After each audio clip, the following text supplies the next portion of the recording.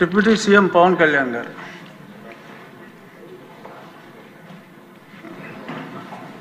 Thank you sir.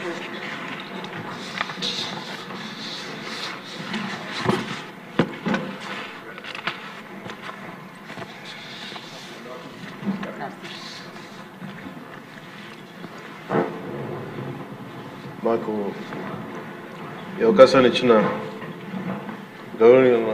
గౌరవనీయులైన సభాపతి గారికి కృతజ్ఞతలు తెలియజేసుకుంటూ, గౌరవ ముఖ్యమంత్రి గారికి కూడా నమస్కారాలు తెలియజేసుకుంటున్నాను. జిఎస్టీ సంస్కరణ మీదుగా ఆంధ్రప్రదేశ్ శాసనసభలో జరుగుతున్న ఈ చర్చలో భాగంగా ఈ దేశంలోని ప్రతి పౌరునికి ప్రత్యక్షంగాను పరోక్షంగాను లబ్ధి కలిగించే ఒక చారిత్రాత్మకమైన దిశానిర్దేశకమైన అంశంపై నేను ప్రకటన చేస్తాను. అధ్యక్ష, గౌరవ ముఖ్యమంత్రి శ్రీ నారా చంద్రబాబు నాయుడు గారి సూచనల మేరకు ఈ సమిష్టి నిర్ణయానికి మన రాష్ట్రం ఒక నిర్మాణాత్మక సహకారం అందించింది. ఇటీవల కాలంలో జిఎస్టీ పన్నుల విధానంలో చోటు చేసుకున్న అతిపెద్ద సంస్కరణలలో ఒకదానికి రాష్ట్ర ప్రతినిధిగా బాధ్యత వహించడం నాకు చాలా గర్వకారణంగా ఉంది. గౌరవ ప్రధానమంత్రి శ్రీ నరేంద్ర మోదీ గారు 2025 ఆగస్టు 15న 79వ స్వాతంత్ర దినోత్సవ సందర్భంగా ఎర్రకోట నుండి చేసిన జిఎస్టీ 2.0 సంస్కరణల చారిత్రాత్మక ప్రకటన దేశ ప్రగతికి బాటలు వేస్తూ ఉంది. ఈ సంస్కరణలను ముందుండి నడిపిన గౌరవ కేంద్ర ఆర్థిక మంత్రి శ్రీమతి నిర్మలా సీతారామన్ గారి కృషి ప్రత్యేకంగా అభినందనీయం. జిఎస్టీ మండలి 56వ సమావేశంలో వాటిని ఆమోదించింది. గౌరవ ముఖ్యమంత్రి శ్రీ నారా చంద్రబాబు నాయుడు గారి రాష్ట్ర ఆదాయాలకు ప్రత్యేకించి అనేక సందర్భాల్లో ముఖ్యంగా జిఎస్టీ వచ్చిన తర్వాత గౌరవ ముఖ్యమంత్రి గారు ఒక సందర్భంలో అన్న మాటలు, రాష్ట్ర ఆదాయాలకి నష్టం కలుగుతున్నప్పటికీ కూడా సామాన్యుల ప్రయోజనాల కోసం విధానాన్ని మనం బలంగా సమర్థించాలని చెప్పి ఈరోజు వారు కూడా దీన్ని బలంగా సమర్థించారు అధ్యక్షతని.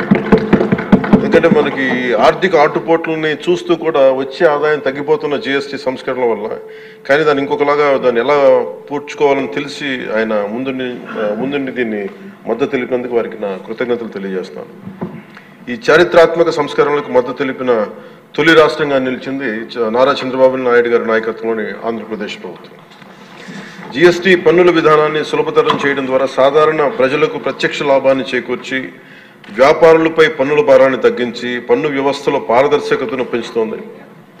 ఈ చారిత్రాత్మక సంస్కరణ పన్నుల విధానాన్ని సులభతరం చేసి వ్యాపార పరిశ్రమల అభివృద్ధికి సహకరిస్తుంది.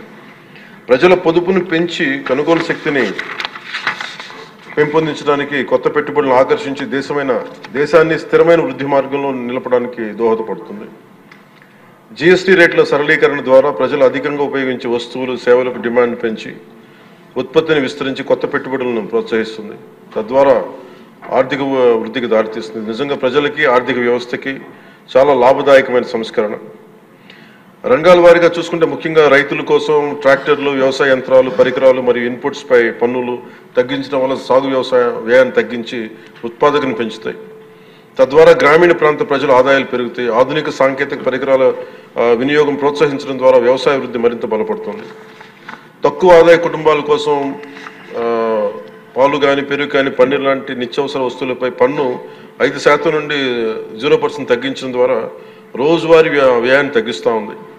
నిత్యావసరాలు నెయ్యి కానీ, వెన్న కానీ, వంట పాత్రలపై పన్ను 12% నుంచి 5% తగ్గించడం కూడా కుటుంబ బడ్జెట్లకి ఇది చాలా ఉపశమనం కలిగిస్తుంది.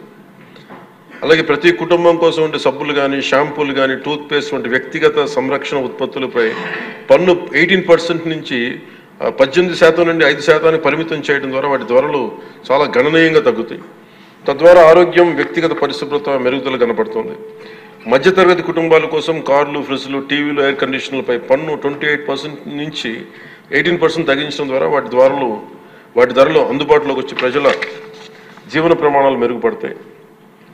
అలాగే గృహ నిర్మాణానికి సంబంధించి సిమెంట్ పన్నుపై కూడా 28% నుంచి 18% తగ్గించడం ద్వారా గృహ నిర్మాణ వ్యయం తగ్గి సొంత ఇంటికల సాకారం అవుతుంది.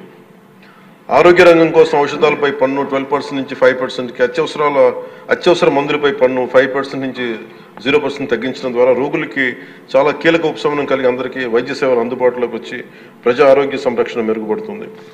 ముఖ్యంగా బీమా రంగంలో జీవిత ఆరోగ్య బీమాపై పన్నుని 0%కి తగ్గించడం ద్వారా మరిన్ని కుటుంబాలు బీమా పొంది వారి జీవన ప్రమాణాలు మెరుగుపడితే వాళ్ళకి ఒక భరోసా ఇస్తుంది. ముఖ్యంగా ఎంఎస్సీల కోసం వ్యాపార ఉత్పత్తులు, మధ్యవర్తిత్వ సేవలపై పన్ను సరళీకరణ ద్వారా ఖర్చులను తగ్గించి పోటీ వాతావరణాన్ని పెంచుతూ ఉంది. త్వరితగతిన వెంటనే రీఫండ్ ద్వారా వ్యాపారులకు సమయానికి డబ్బు అందుబాటులో ఉండి వ్యాపారం ఎగుమతులు, ఉపాధి అవకాశాలు పెరుగుతాయి. విద్యారంగం కోసం విద్యారంగానికి సంబంధించిన వస్తువులపై తక్కువ పన్నులు విద్యను మరింత అందుబాటులోకి తెస్తాయి. GST 2.0తో భరోసా. ఈ సంస్కరణ ద్వారా ప్రజల చేతిలో ఉండే సంపద మరింత పెరిగి వస్తువుల వినియోగం పెరగడంతో పాటు నూతన పెట్టుబడులకు ప్రోత్సాహం లభిస్తుంది. తద్వారా ఆదాయ సేకరణ పెరుగుతోంది. వాణిజ్య పరిశ్రమలకి సంబంధించి GST సంస్కరణ విజయవంతమైన అమలు సహకరించిన అన్ని వాణిజ్య సంస్థలు, వ్యాపార సంఘాలు, పరిశ్రమ సంఘాలకు ఆంధ్రప్రదేశ్ శాసనసభ హృదయపూర్వక కృతజ్ఞతలు తెలుపుతోంది. ప్రజలకు లబ్ధి చేరేలా చేసిన ఈ భాగస్వామ్యం సమగ్ర వృద్ధిలో సాధనలో కీలకం. ఈ అవగాహన కార్యక్రమం ముఖ్యంగా GST సంస్కరణ లాభాలు ప్రతి కుటుంబానికి చేరుకోవడానికి ఇది ఒక కార్యక్రమం చేపట్టాలని అందరం కోరుకుంటా ఉన్నారు అధ్యక్ష. జిల్లా నుంచి గ్రామ స్థాయి వరకు ఈ అందరికీ తెలిసేలాగా మరింత ఏమేమి తగ్గుతాయి, ఏవి బెనిఫిట్స్ ఉన్నాయి, ఇవన్నీ ప్రజలందరికీ తెలియజేసే ఒక కార్యక్రమం ఖచ్చితంగా రూపొందించాలి. దాని మీద మేము కోరుకుంటా ఉన్నాం.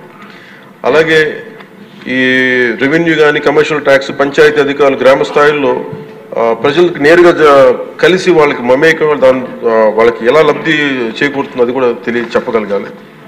పరస్పర అవగాహనతో పాటు పలు మీడియా వేదికల ద్వారా విస్తృత ప్రచార కార్యక్రమాలు చేపట్టాల్సిన అవసరం ఉంది.